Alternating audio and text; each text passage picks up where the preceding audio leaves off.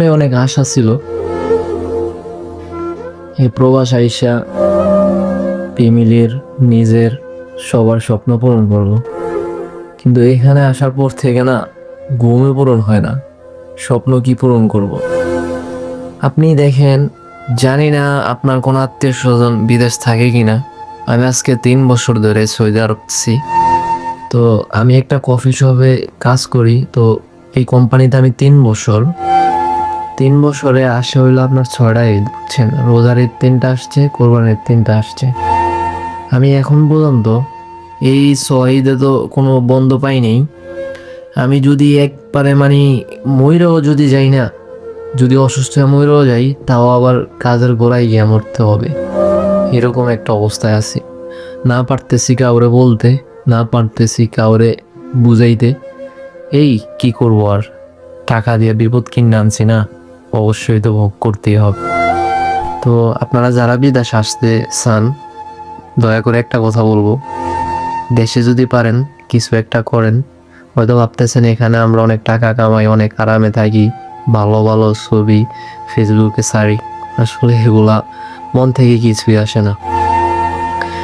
সারাদিন কাজ করার পরে যখন বাসায় আসি, দেখছেন চোখের অবস্থা, এটা তো শুধু এখনো ঘুমানোর আগে এই অবস্থা, মাত্র আসছি কাজ থেকে।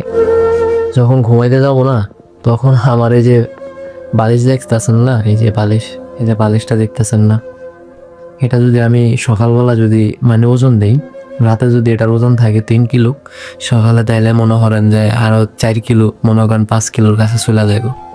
এখন বলতে পারেন এখানে কি আছে? কিছুই নেই, চোখের পানি ছাড়া কিছুই আসে না।